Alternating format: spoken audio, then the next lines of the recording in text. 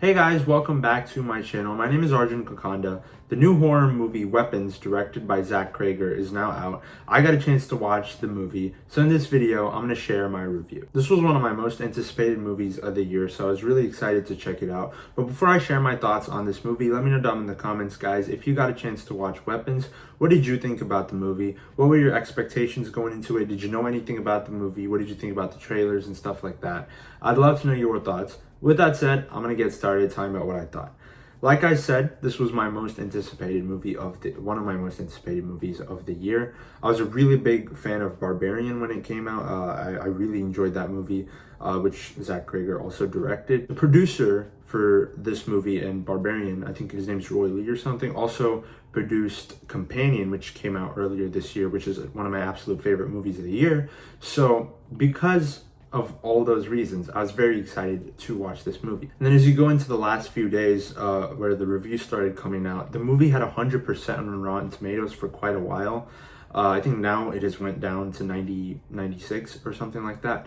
So it's still very highly rated. So because of that, my expectations were very high for this movie. I was trying to keep my expectations in check though, because if I'm being honest, a lot of the movies I was very excited for this year ended up letting me down quite a bit. But I didn't want this one to end up being one of the disappointing ones. And thankfully, after watching it, I can say that this movie is very much worth the hype, at least for me. I'm not gonna sit here and say everyone's gonna love this movie, but I absolutely loved it. And the biggest praise I could give this movie is the storytelling and the direction. Zach Cregger does such a great job of choosing interesting ways to tell these stories. It's non-linear. It's not really told beginning to end. It's told from multiple characters' perspectives, and the way it's done is very interesting.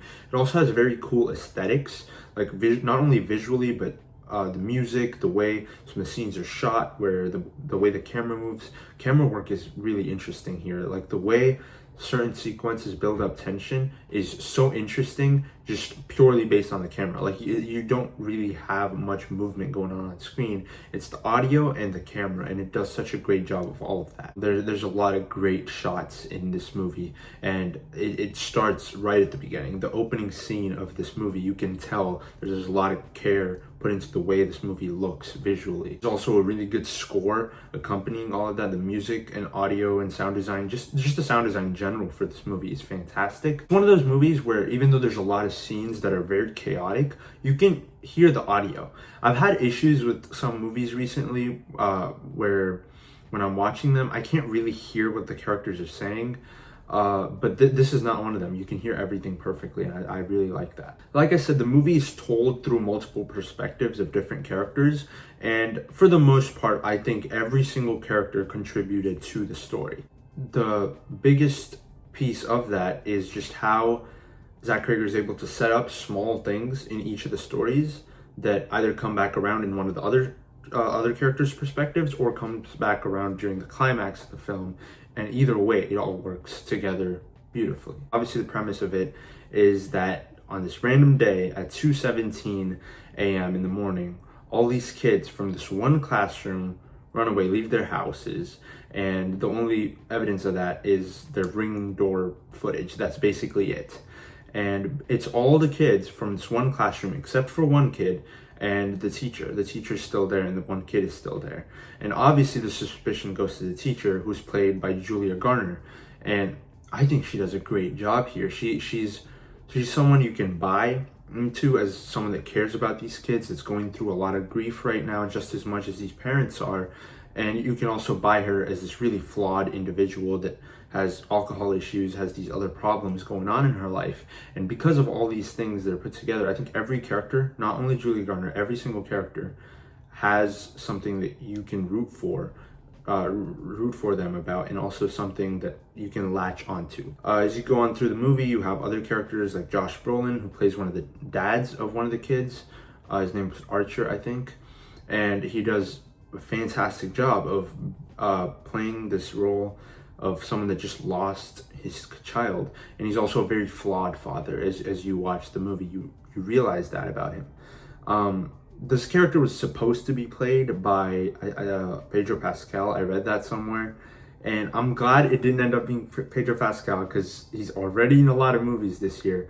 But not only that, I just think that I think Josh Brolin is able to bring a more angry, kind of impatient side to the character that I don't know if Pedro Pascal would have able to bring, because although there's similar ideas to the characters between Joel from The Last of Us and the character in this movie, I think they're different enough that having a different actor play it worked a lot better. Benedict Wong in this movie also as the principal of the school, and I think he does a great job. He doesn't have as critical role to play in the story, but he's very interesting. I think his dynamic with the other characters works really well, and when you get into some of the horror aspects of the movie, he does a great job with his performance. Alden Ehrenreich is in here, who plays a cop, and he's interesting because to me, I think he's the least interesting aspect of the whole story. Like all the other characters are more lively or have more important stuff to contribute to the story. He's the only one where I felt as like he could have merged his storyline with other ones and it wouldn't have made as much of a difference. I think he worked well enough. I think his performance was really good. I think he does a great job with this performance. I just think for the story of the movie, his perspective just didn't feel as important as all the other ones. So I wish that one was a little different, the way they worked with that. I also thought it's very interesting that all four of the actors I just talked about, they're all in the MCU in some way.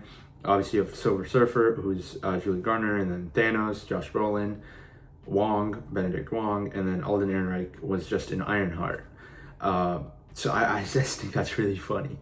And then you have two more characters I want to talk about. Austin Abrams, who plays this kind of junkie guy, and he's really funny. He gets some of the most funny one-liners in the movie, and he's just very interesting as you watch throughout the whole movie, and his specific section as well. I really liked him. And then you have the kid who's played by Carrie Christopher, who I also thought did a great job here. I'm not the biggest fan of a lot of child actors in movies. I don't think they're able to give as compelling performances.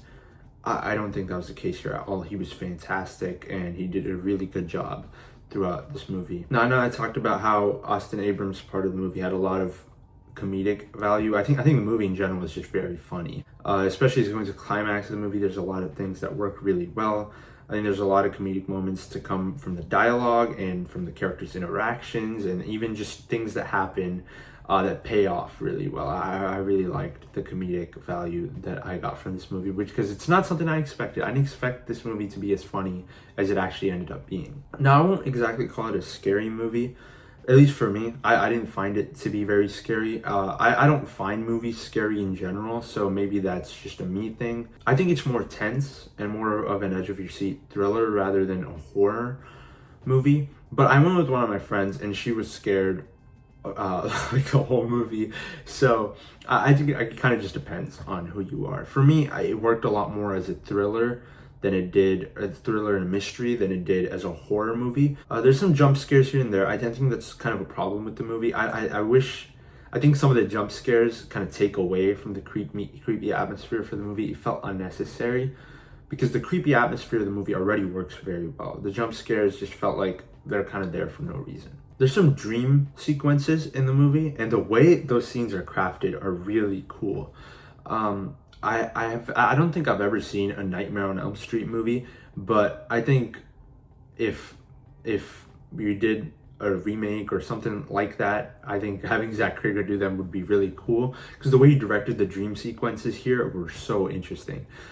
They kind of built their own little world, and you can tell when they're happening that you're in a dream, so you get to explore a lot of interesting aspects of this dream world, and I think those are really interesting. There's a lot of cool imagery going on in there too. I'll say this though, I think the movie has a foreshadowing problem where it almost foreshadows too much.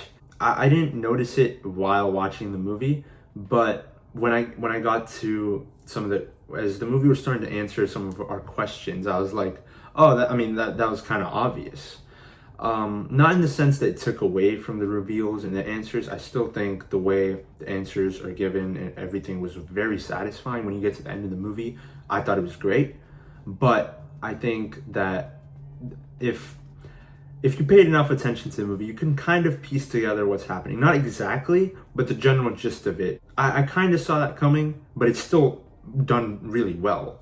So it's hard to complain about it, but also I think it could have been, if the foreshadowing was dialed back a little bit, the reveals would have been a lot more satisfying, if that makes sense. Similar to Barbarian, the movie explores a lot of interesting themes and has a lot of social commentary.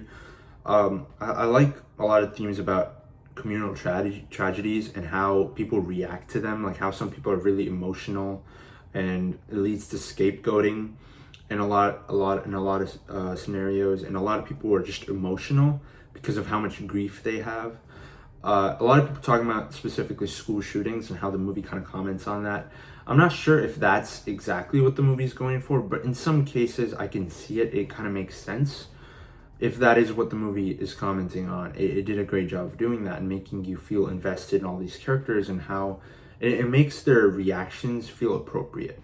Like, you're not watching this and going, they're overreacting or they're not reacting enough. Like, everyone feels emotionally distressed because of what happened in the movie. It's also very mature the way some of these characters react to grief and how that brings out the worst aspects of them, especially with Julia Garner's character, the teacher.